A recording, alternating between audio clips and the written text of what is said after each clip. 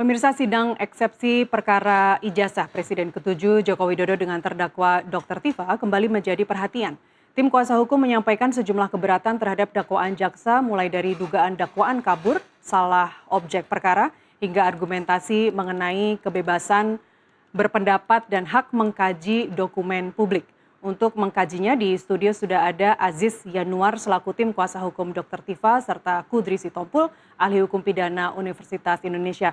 Pak Kudri, Mas Aziz, terima kasih sudah hadir di NTV Prime. Apa kabar? Ya baik, alhamdulillah. Saya ke Pak Mas Aziz dulu ya. Mas Aziz, ini kan berarti posisi persidangan antara Mas Roy dan Dr. Tifa berada di dua lintasan yang agak berbeda. Kita bisa bilang begitu ya. Mas Roy secara formal pra peradilan sudah selesai kemarin dengan kemenangan sebagian, tapi perkara pokoknya tetap jalan. Sekarang bergeser penuh ke tangan JPU untuk disidangkan di PN Jakarta Timur. Sementara Dr. Tifa, klien Anda, Mas Roy bukan ya, Mas Roy tidak ada tanganin ya.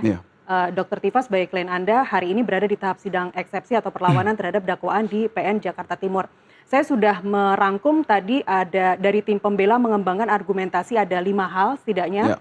Ada error in objecto, ada error in persona, ada legal standing, kemudian undang-undang LPSK dan cacat prosedural sebagai serangan formil ke dakwaan. 5 itu ya. Bisa dijelasin singkat-singkat saja dulu ke 5 poin itu. Sebelum nanti kita akan bahas dengan Pak. Ya, mungkin kita bahas satu persatu ya mengenai apa namanya error in objecto dulu.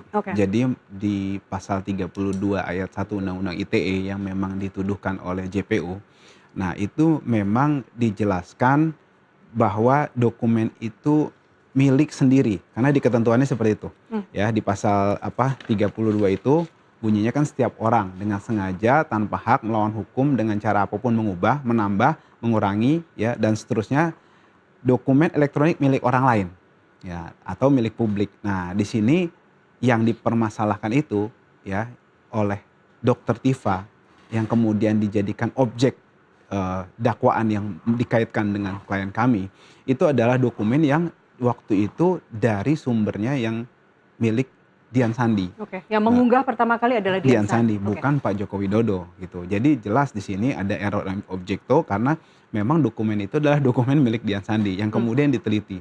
Nah, jadi saya garis bawahi yang diteliti oleh Dr. Tifa itu bukan ijazah Pak Joko Widodo karena Dr. Tifa dari awal tidak pernah memilikinya gitu loh.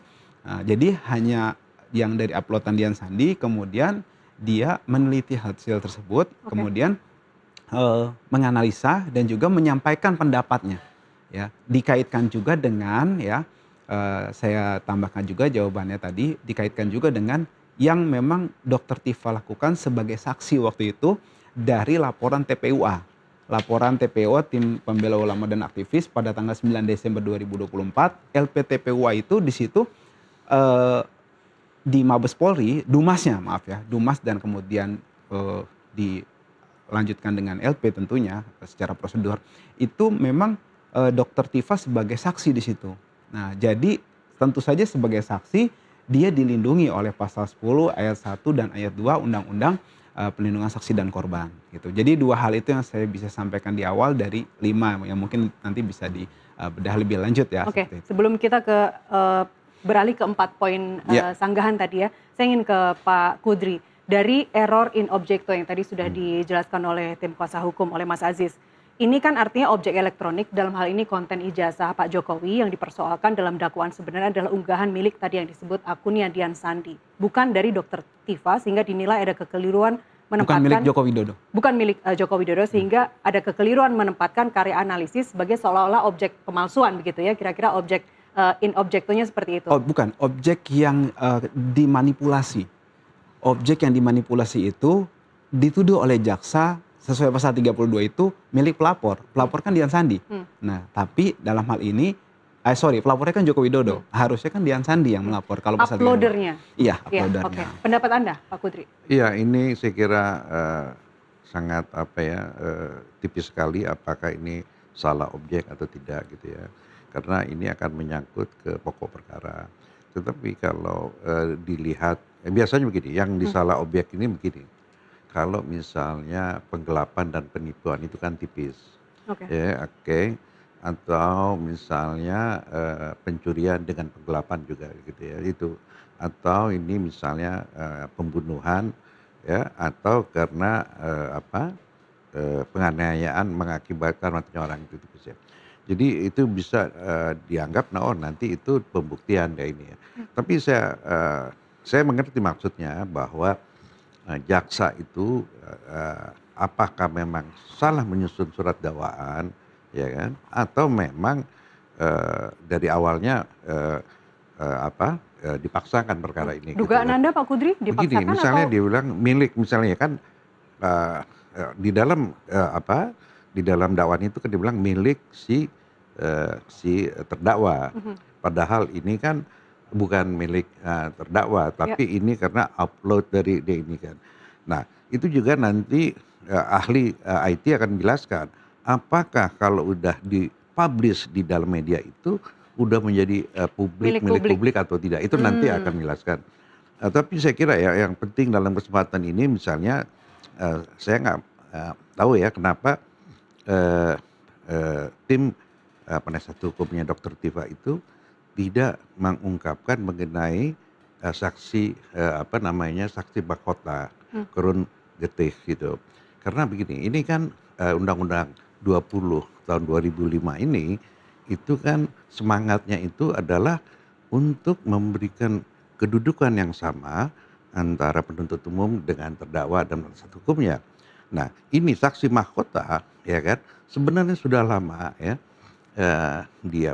dikomentari orang bahwa itu tidak boleh dilakukan untuk jadikan saksi mahkota. Saksi mahkota ini begini, dalam satu perkara ada dua orang pelaku. Nah, tetapi di dalam tuntutannya ya, dalam tuntutannya atau dakwaannya itu dipisah perkara ini, di splitsing. Sehingga yang satu menjadi saksi, yang satu menjadi terdakwa dalam perkara yang lain. Ya. Nah, di dalam semangat Undang-Undang 20 tahun 2005 ini ya, keterangan itu ya, pembuktian itu tidak boleh berdasarkan pengakuan, tapi harus berdasarkan keterangan.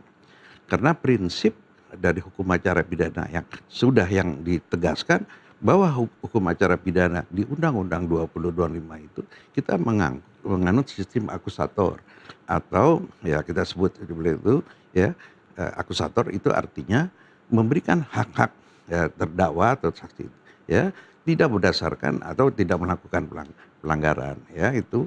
Nah, di dalam penjelasan Undang-Undang 20 itu juga sudah dijelaskan. Nah, ini sebenarnya Dr.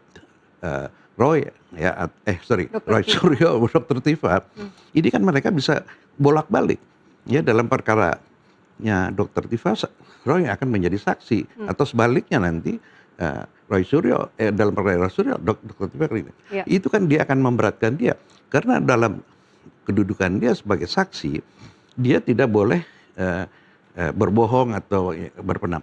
Nah, sedangkan keterangan saksi dalam perkaranya orang lain itu akan bisa dijadikan keterangan dalam perkara dia sebagai terdakwa. Jadi ini dari sudah lama. Jadi keberatan terhadap saksi mahkota ini. Di dalam perkara-perkara di dalam Mahkamah Konstitusi ya terhadap gugatan-gugatan atau permohonan uji material di dalam perkara KUHAP dulu ini pernah dibahas ya, dipertimbangkan oleh hakim Mahkamah Konstitusi. Sayangnya kan di dalam KUHAP yang lama Undang-Undang 8 tahun 1981 itu kan tidak tegas ya dinyatakan secara eksplisit ketentuan di dalam KUHAP itu. Sedangkan Mahkamah Konstitusi itu kan prinsipnya harus undang-undang bertentangan dengan undang-undang dasar. Tidak tidak menganut soal praktek ya. Kan karena saksi mahkota itu ya di dalam KUHAP itu tidak ada, tetapi di dalam prakteknya itu dilakukan. Tetapi di dalam yang penting dalam mengenai saksi mahkota itu, hakim Mahkamah Konstitusi itu bilang bahwa saksi mahkota itu bertentangan dengan hak asasi. Karena hak asasi itu setiap orang harus mendapat pengakuan atau hak-hak tersangka di dalam ini. Itu kalau misalnya hak-hak orang di dalam perkara pidana dilanggar, itu kan melanggar hak asasi. Sehingga jadi ini apa namanya di Mahkamah Konstitusi itu kalau betul ada ketentuan mengenai dibolehkan saksi mahkota, ketentuan itu bisa dibatalkan. Nah, tapi kita kembali lagi, ini kan kita baru ya penerapan KUHP yang baru. KUHP Undang-Undang 20 ya. Nah, ini kan mesti semangatnya dijaga dong ya, bahwa kan di dalam jelas di dalam keterangan itu harus memberikan perlindungan kepada dan saksi dan korban dan terdakwanya itu gitu. Dan sehingga penerapan saksi mahkota itu jangan diinikan lagi dong, dipakai lagi gitu loh. Ya kenapa ini? Tapi ini bukan salahnya penyidik. Ini salahnya penuntut umum. Karena hak untuk memisahkan atau menyatukan perkara itu haknya penuntut umum. Nah, menurut saya kenapa hal ini tidak dieksplor gitu ya.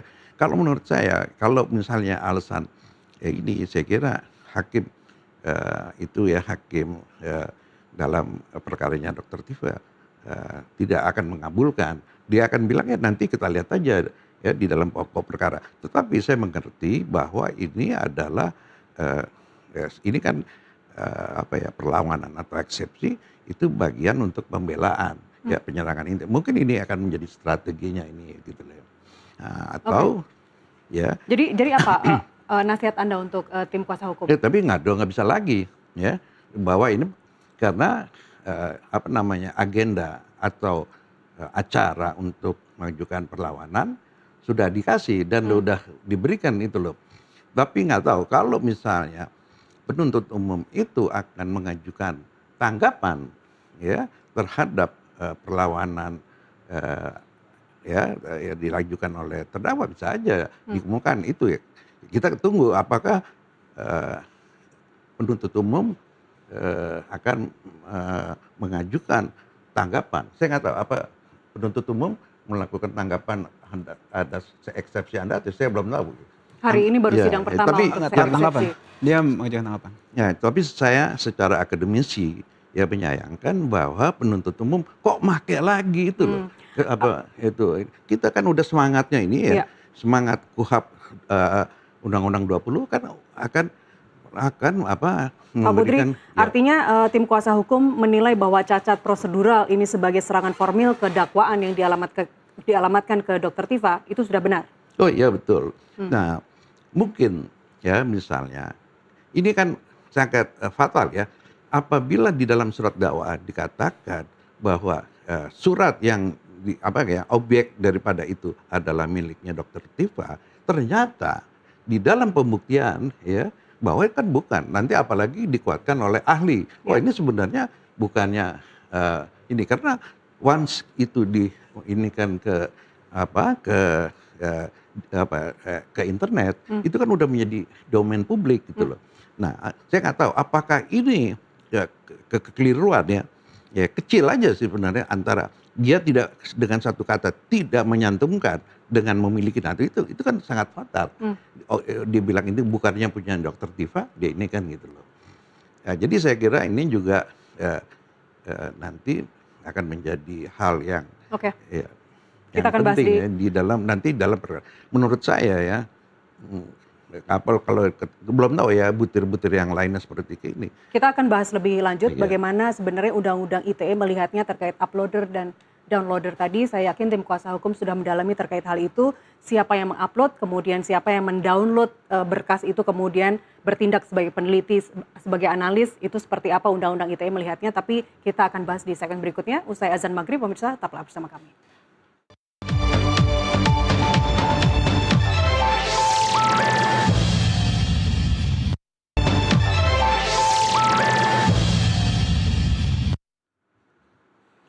Kita lanjutkan diskusi, saya masih bersama Aziz Yanuar, tim kuasa hukum Dr. Tifa, dan di studio saya masih bersama Kudri Sitompul, ahli hukum pidana Universitas Indonesia. Melanjutkan pertanyaan saya sebelum jeda azan maghrib tadi, terkait ini kembali ke error in objecto tadi ya Mas Aziz, terkait uploader dan downloadernya. Di sini kan kuasa hukum ingin menunjukkan ada ketidakseimbangan penegakan hukum. Uploader yang membuka akses dokumen tidak pernah diperkarakan atau tidak pernah dijadikan fokus perkara, dalam hal ini Dian Sandi, sementara peneliti yang mengkaji dokumen yang sudah terbuka ke publik justru dikriminalisasi. Itu kan pemahaman kita, tapi bagaimana Undang-Undang ITE membacanya? Ya, tentu saja kalau saya melihat secara objektif ya, Undang-Undang ITE, saya beralih ke pasal 35 ya.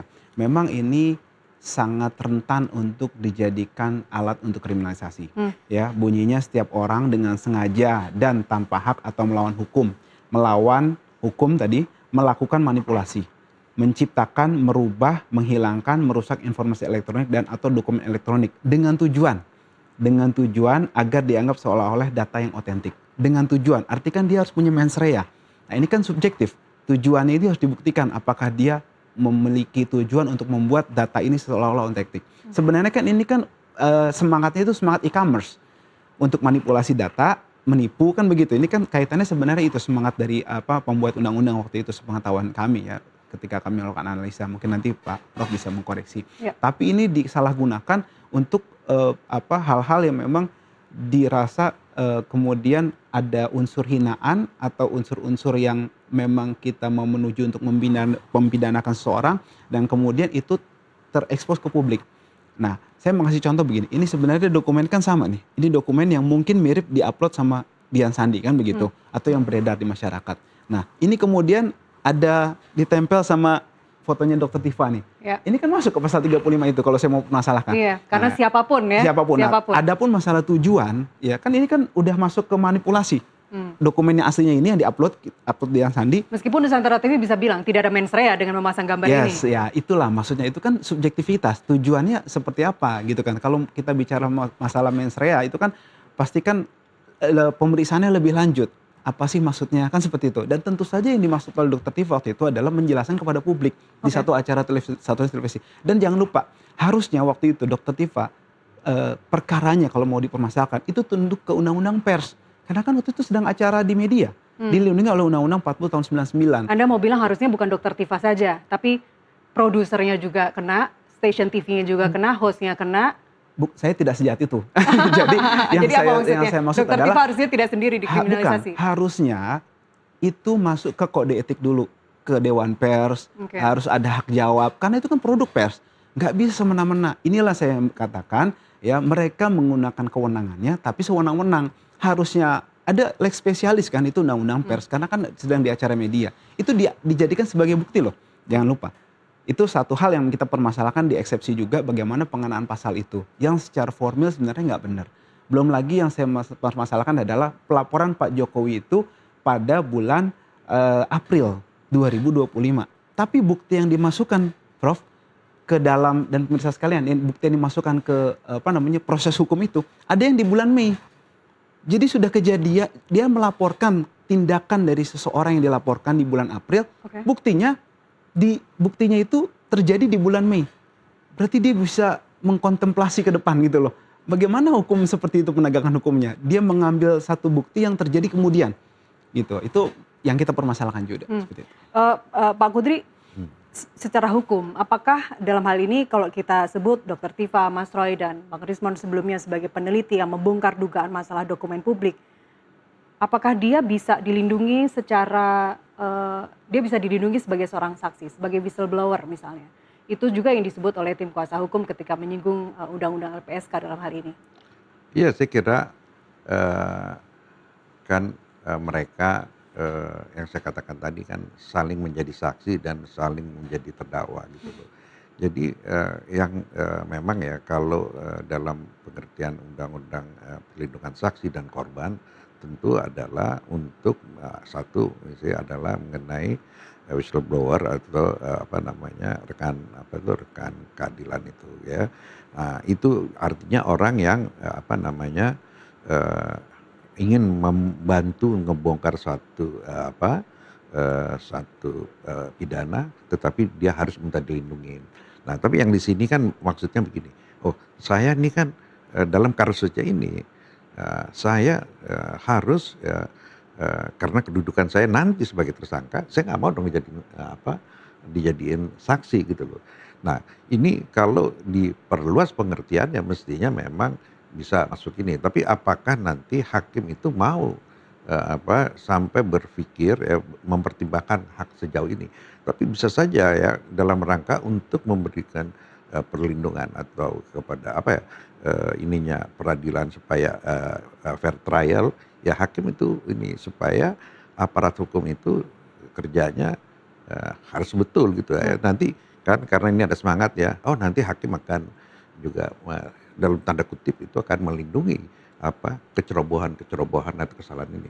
Saya kira ya dalam untuk ke depan ya ini kita lakukanlah seperti ini kalau kita mau betul due process of law-nya itu yang ini. Jadi hakim itu jangan lagi tempo seliro ya kepada penyidik dan kepada penuntut umum. Ya ini dalam rangka untuk kedepannya juga bahwa warga masyarakat itu ya betul-betul dilindungi ya.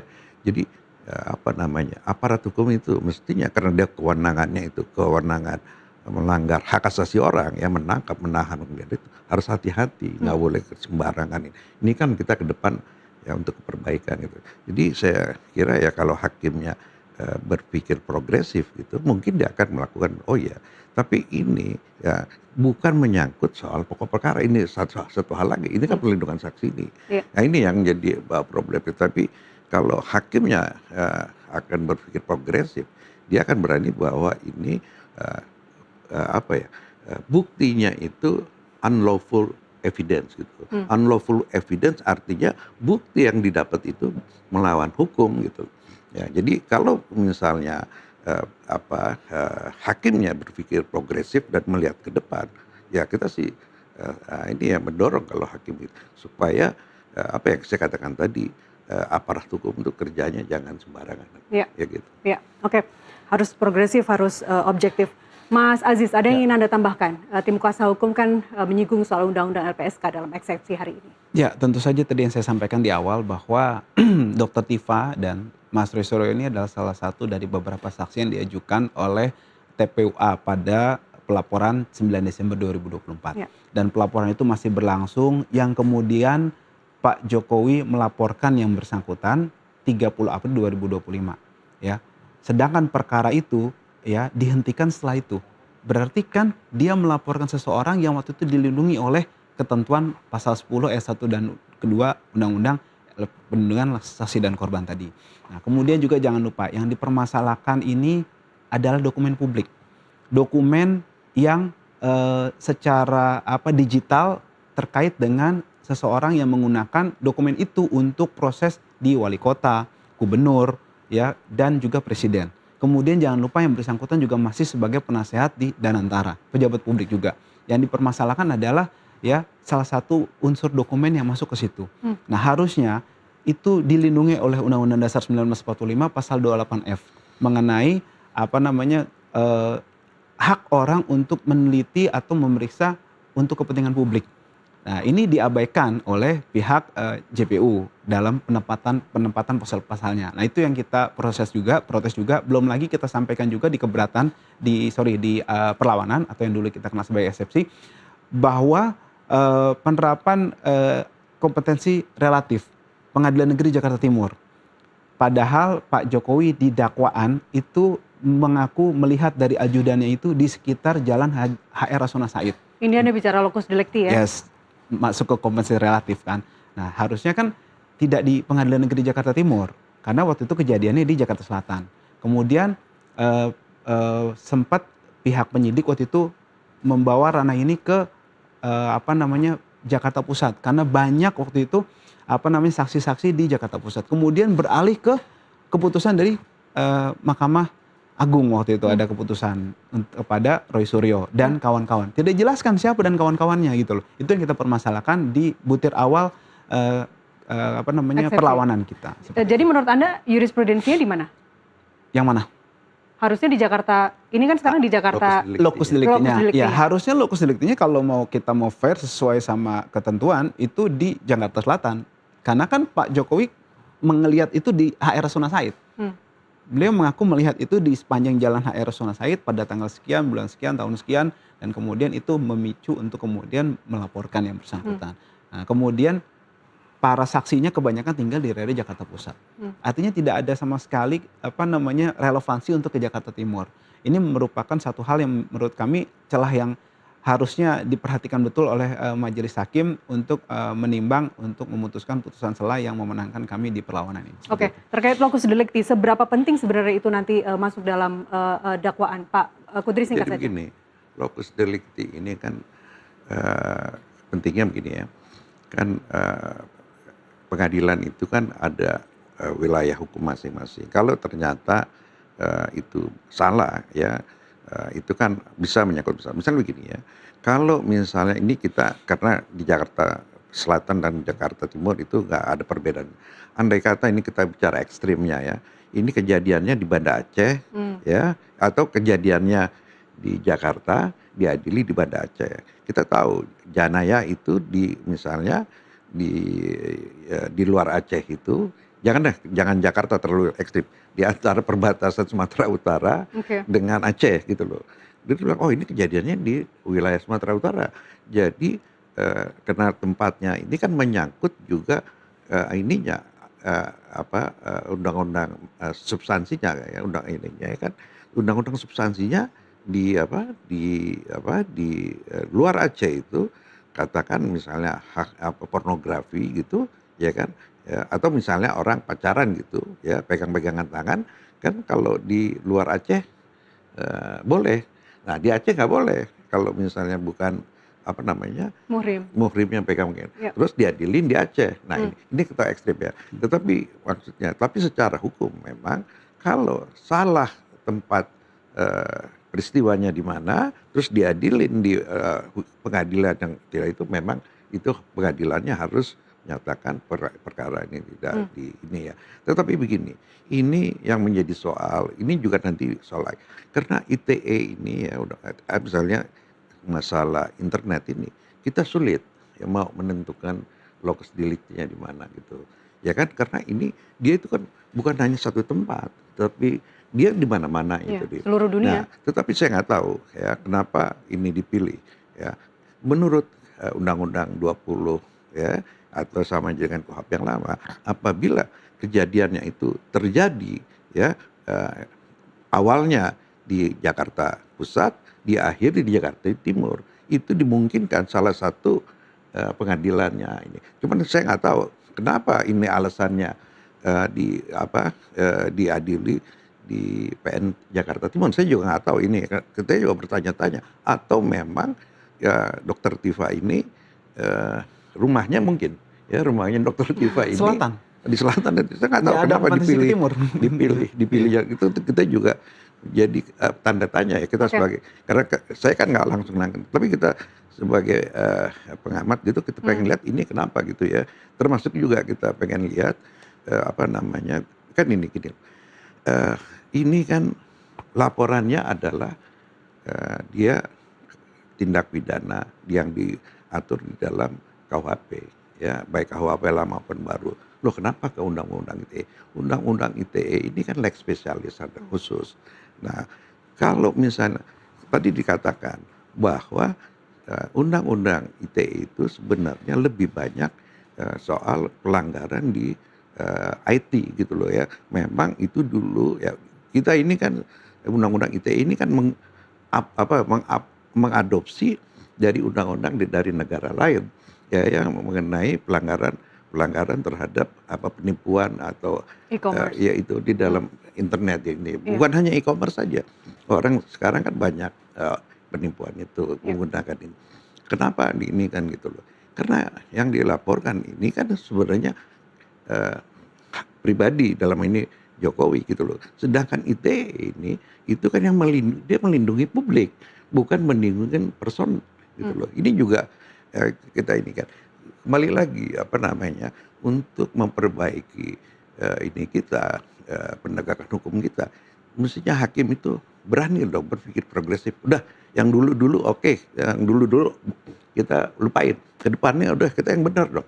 Ya artinya Undang-Undang ITE ini kan bukan Dia bilang maksudnya penipuan atau itu adalah untuk dalam konteks lebih dekat kepada dunia IT-nya, bukan kena personalnya gitu loh. Ya.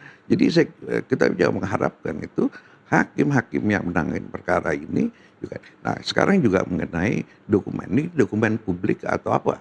Ini mestinya dokumen publik. Di mana kita tahu? Karena komisi keterbukaan publik itu. Karena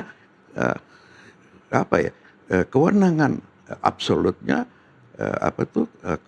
komisi komisi ini KIP. ini umum. KIP. Itu kan adalah KIP itu kan sebenarnya bukan publik, ya kan? Kalau benang ini ininya hal-hal yang karena ini dikatakan ini hal yang private, yang privasi orang. Kenapa ini kan gitu? Karena apa ini kan publik? Karena seorang yang menginikan kepada kepentingan publik itu bukan milik pribadi lagi. Buktinya apa? Itu kalau memang itu memang haknya pribadi. Kenapa undang-undang pemilu menyatakan dia boleh mencek ya ke tempat di mana dokumen itu diterbitkan. Ya.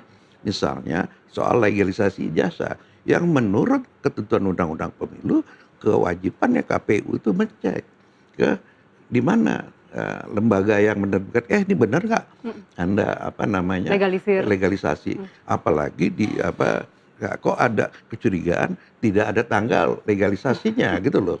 Ya, artinya itu kita salahin. Tapi yang saya mau katakan ini bukan benda pribadi lagi, itu udah benda ini. Tetapi ini bukan di dalam forumnya eksepsi itu nanti. Tetapi ini karena ini sudah disinggung di dalam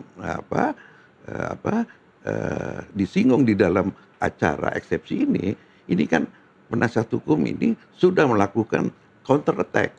Anda salah loh kayak gini. Ya. Ini kan dalam perang psikologi menurut saya. Gitu, perlawanan bisa disebut sekarang begitu. Eksepsi lah dulu ya perlawanan. Poin berikutnya Mas Aziz, error in persona, bagaimana logika hukumnya?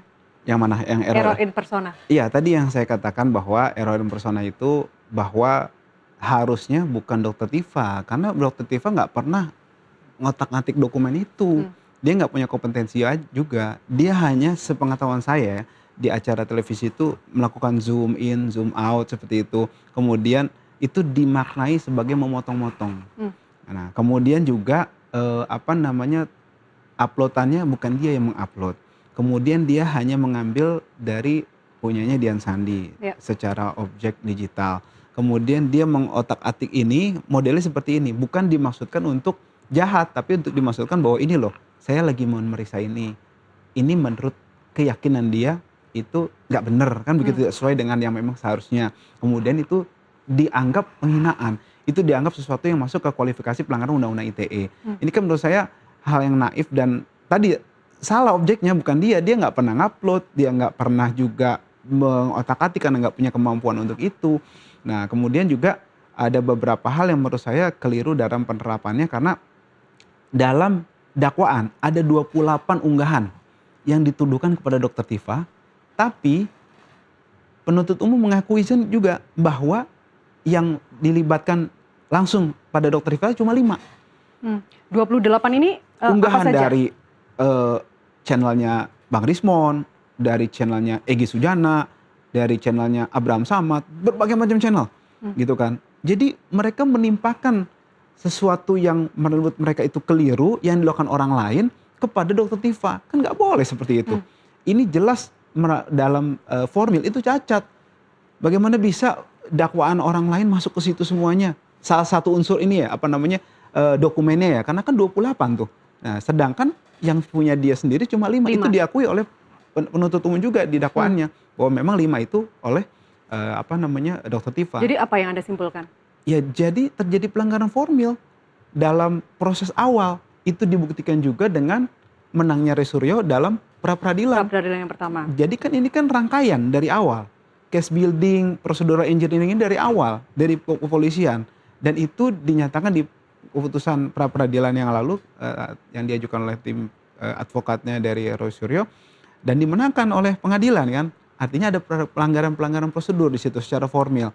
Nah, bagaimana bukti-bukti itu dijadikan juga bukti di persidangan Dokter Tifa. bukti yang cacat formil juga masuk di situ kan. Ada penangkapan, penahanan juga ada, masuk di situ juga dalam satu berkas itu. Nah harusnya tentu saja majelis hakim dan publik melihat bahwa memang ada cacat prosedur di sini. Tadi ada dipaksakan gitu yang dipaksakan oleh Prof tadi. Yang menurut saya ini jadi alat untuk membungkam pihak-pihak yang memang berkepentingan untuk mempermasalahkan yang sebenarnya menjadi hak publik seperti itu. Anda juga mempersoalkan ini ya, legal standing dari Joko Widodo. Mengapa menurut Anda Jokowi tidak memiliki legal standing sebagai korban ataupun pelapor dalam kasus ini? Ya, jadi memang legal standing dari Pak Jokowi itu tadi saya katakan dia itu melapor sebagai korban, ya. Dia deliknya delik aduan, deliknya delik aduan yang kemudian masuk kualifikasi tentu saja delik aduan. Nah, tapi dalam forum kelanjutannya mereka menempatkan itu beberapa pasal-pasal delik biasa, 32, 35 gitu loh. Jadi maksud saya bagaimana bisa dia mengadu sesuatu yang sifatnya private, tapi dia kenakan pasal-pasal yang sifatnya umum gitu kan. Ini tentu saja dia salah dari sisi personanya dia untuk sebagai legal standing untuk mempermasalahkan hal yang tadi. Kemudian juga saya balik lagi tadi, yang dipermasalahkan adalah tindakan Dr. Tifa mempermasalahkan dokumen elektronik yang di-download, yang di-upload oleh Dian Sandi. Kan bukan punya beliau. Bukan yang harusnya bukan punya Dr. Tifa. Bukan punya Pak Jokowi. Itu punya Dian Sandi, dia yang mengupload di akun X-nya. Harusnya yang melaporkan siapa? Dian Sandi. Itu dan dokumen kalaupun dia. Pak Jokowi punya dalam format analog ya. Yang sekarang ada di Polda. Yang benar, kalau kita mau menerapkan pasal 2 secara ugal-ugalan di sini maksud saya, kita menggunakan undang-undang ITE yang harusnya buat e-commerce tapi buat melakukan pembungkaman dan kriminalisasi, harusnya dokumen itu diupload oleh akun X-nya Pak Jokowi sendiri. Kemudian diambil oleh Dr. Tifa, diubah-ubah lah seperti itu. Masuklah kualifikasi pasal 32 itu. Nah, bagaimana bisa dia melakukan sesuatu pelaporan yang dia aku itu sebagai punya dia sesuai pasal 32 saya bicara ya. Nah, tapi faktanya itu punya Dian Sandi, bukan punya dia dokumennya. Dokumennya ya, dokumen digitalnya ya, bukan ijazahnya gitu. Kita kan nggak membahas soal ijazah itu. Kita membahas soal dokumen yang diupload. Jadi menurut Anda Pak Jokowi tidak punya legal standing dalam kasus ini. Legal standing kan dalam kasus ini Pak Kudri, saya ke Anda, apakah seseorang punya kedudukan hukum dan kepentingan langsung yang cukup untuk sah disebut korban atau pelapor dalam perkara pidana yang sedang berjalan? Menurut Anda sepakat dengan ini karena yang saya pahami itu dalam undang-undang ITE dia nggak punya legal standing. Pak Jokowi nggak punya legal standing. Ini kan begini masalahnya. Siapa yang pertama yang mengupload? Kan bukan Dr. Tifa. Mestinya yang dikatakan merusak itu adalah yang pertama. Ya.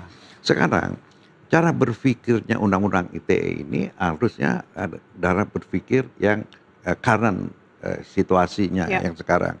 Jangan kita lihat 10 atau 20 tahun yang lalu. Misalnya contohnya sekarang sudah ada mengaplikasi foto orang. Ya kan? Apakah itu merusak? Misalnya orang yang tadinya kurang cantik jadi cantik. Itu merusak apa enggak? Ya kan? Nah, sekarang di dalam dunia yang yang sudah berkembang ini memang harus menjadi jadi diskurs, jadi wacana ini sampai di mana sih batasnya auto pengerusakan ini. Misalnya contoh, ya kan? Sering ya di media ini sendiri ya dalam membuat satu berita gambar orang jadi berubah dari aslinya. Misalnya kayak gitu. Itu merusak atau enggak gitu loh. Itu kan jadi nanti, tapi ini bukannya di dalam forumnya eksepsi, tapi ini akan ke depan kita lihat karena ini. Nah, jadi yang jadi dimasalahkan oleh penasihat hukum ini yang merusak ini Dian Sandi atau Dr. Tifa gitu loh. Karena yang ini kan gitu. Nah, apakah yang diupload, yang diunggah ya bahasa Indonesia itu oleh Dian Sandi itu asli yang dijadikan bukti yang sekarang kita nggak tahu ya. Yang sampai sekarang juga yang dituntut oleh penasihat hukum mestinya waktu dikasih itu kan menurut KUHP semua berkas perkara itu boleh dikasih ke terdakwa ketika dalam perkara itu sudah ini. Sekarang sampai sekarang kan penasihat hukum itu sendiri nggak pernah lihat fotokopi ijazah yang dijadikan bukti gitu loh. Nah misalnya contoh, fotokopinya saja tidak pernah melihat, apalagi gitu aslinya. Ya contoh ya, misalnya ada orang memalsukan cek, ya kan? di dalam berkas perkara itu kan dikasih fotokopinya bahwa ceknya walaupun aslinya ada gitu. Tapi ini saya nggak tahu. Jadi kita menjadi masih publik itu masih bertanya-tanya apakah yang diupload di Ansandi itu memang itu ijazah yang dijadikan bukti ini loh. Nah, kalau menurut Roy, kalau betul ijazahnya yang diupload itu oleh Dian Sandi sama dengan itu, menurut Roy itu palsu. Itu yang sudah mereka teliti. Menurut keyakinan mereka itu palsu. Ya. Ternyata dibilang bukan itu. Ya, kalau misalnya yang bukan, yang salah kan bukan para si Rismon atau si Roy yang itu, mestinya yang salah yang mengupload. Bukan ijazah Jokowi itu loh. Ya, itu sih misalnya ini. Nah, jadi kita masih menunggu-nunggu, ya kan? Ijazah yang dijadikan bukti oleh penuntut umum itu sama nggak dengan yang itu? Itu yang menjadi soal juga gitu loh, ya kan? Nah, jadi saya kira peradilan ini saya kira baik ya untuk pembelajaran. Jadi begini ya, baik KUHP lama maupun KUHP yang baru, kalau orang membuka aib orang, ya untuk kepentingan publik itu nggak boleh dihukum. Nah, contohnya kan sekarang ini kan siapalah Roy Suryo dan Dr. Tifa dulu Rismon itu kan sebenarnya untuk melindungi publik. Ya, ada dokumen palsu yang dipakai dalam suatu pemilihan umum. Ya. Itu kan sebenarnya kepentingan publik. Loh, kenapa orang KUHP-nya sendiri udah jelas di ayat berikutnya itu tidak bisa dikenakan pidana kalau penghinaannya itu untuk kepentingan publik.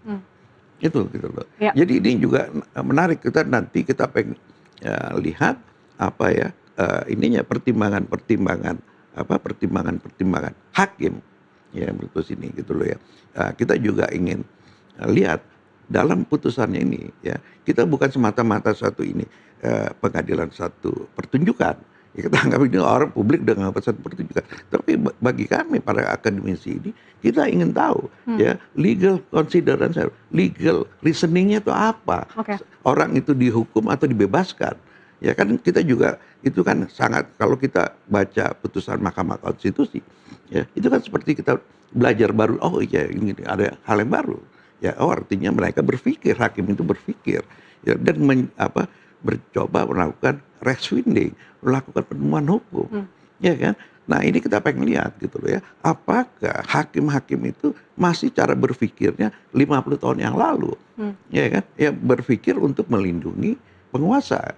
Mestinya kan secara teorinya hakim itu kan tidak dia bebas dan ini bukan ini. Kita pengen lihat kalau hakimnya kayak begini ya masih kayak ya seperti yang kayak dulu aja. Hakim tidak bekerja di ruang senyap begitu. Tapi Pak Kudri, yang ingin saya tanyakan berikutnya adalah bagaimana batas kemudian kalau kita mau lihat batas antara kritik ilmiah terhadap pejabat publik dan juga perbuatan yang sah dikategorikan sebagai fitnah atau pencemaran nama baik. Di mana batasnya? Ya, kalau misalnya saya selaku dosen gitu, saya dilindungi oleh Undang-Undang Pendidikan Tinggi. Dalam rangka penelitian itu kita ada namanya kebebasan akademik. Nah, sekarang pertanyaannya, orang yang di luar dunia pendidikan melakukan penelitian itu dilindungi nggak? Ada perlindungan seperti itu. Nah, ini juga ya. Nah, kalau dibilang kan gini, kalau kritik sama menghina itu, kalau menghina itu dia melontarkan sesuatu yang sama sekali nggak ada alasannya, ya. Tetapi kalau misalnya, ya, ini andai kata loh, ya misalnya ekstrim ya, ternyata garam itu manis loh, berdasarkan penelitian itu ekstrim kan, tapi ini, ya kan, itu kalau yang diomongkan oleh peneliti dia dalam ini, ya kan, itu nggak ada persalahkan kayak gitu loh. Tetapi kalau misalnya orang yang bukan di luar pendidikan, dan sekarang itu juga begini, sekarang orang yang melakukan penelitian itu kan bukan orang yang bekerja di dunia pendidikan. Bagaimana orang yang bekerja di laboratorium itu? Ya, misalnya begini juga, penulis ya penulis nih, dia akan melakukan research, ya kan? Walaupun dia misalnya mengumpulkan dari berita, dari perpustakaan, dari mana-mana, itu kan research. Dia membuat. Terus dia mau, ada nggak perlindungan terhadap itu? Gitu. Nah sekarang juga pertanyaan, karena kembali lagi tadi, kita nggak tahu ya, kalau niat yang apa yang disampaikan kepada publik itu Roy dulu Rismond dan Dr. Tifa itu, dia itu kan mau tujuannya untuk ini kan ke masyarakat, ke depannya yang benar loh. Ya kan kalau katakanlah misalnya nih, ini misalnya ternyata nih ijazahnya Pak Jokowi itu palsu, mungkin dia nggak jadi presiden lagi, ya kan udah lalu, udah selesai, ya kan mestinya kan ditanya, buat apa sih diungkit-ungkit lagi, dia udah nggak presiden lagi, walaupun dibilang kalau begitu dia nggak boleh dapat uang pensiun presiden misalnya, dia nggak boleh berhak dikawal lagi, ya nggak boleh ini misalnya itu ya, tapi kan yang orang bilang buat apa dikutak-kutik lagi gitu. Ini kan pekerjaan menegakkan benang yang basah gitu loh. Ya seperti menang ngegayung angin dibilang gitu. Pekerjaan yang sia-sia. Tapi enggak, ini kan kita mau ngelihat bahwa ke depannya kita ini supaya ininya yang baik gitu ya. Jadi tata kelola kenegaraan, tata kelola ini kita kan mau ke depannya baik, jangan kayak kita ya jalan di tempat gitu ya. Nah jadi kembali lagi, di mana bedanya kritik dengan fitnah? Yaitu kalau fitnah itu pasti ya tidak ada dasarnya, semata-mata benci aja kepada orang yang difitnah itu. Ya. Tetapi kalau penelitian ya kan ada tanya di mana mens reanya, ya kan? Kalau orang yang memfitnah yang tanpa tujuan, ya itu pasti dia mau memfitnah orang. Tapi kalau ada orang ya sesuatu, dia melakukan sesuatu untuk kebaikan masyarakat, ya nggak dia bisa dibilang itu memfitnah dong. Ya kita kembali lagi ya, ini cerita abad pertengahan saya lupa siapa ya, kalau nggak salah itu ada satu peneliti yang menyatakan bumi itu bundar, padahal raja itu raja bilang dunia dipetak. Raja itu ngomong begitu ya, itu dapat dukungan dari gereja. Terus ada orang bilang bumi itu bundar, terus masa dibilang itu memfitnah raja ya, itu di situ. Nah sekarang ya misalnya satu lagi, misalnya ada pemerintah mengeluarkan kebijakan. Ya, kebijakan menurut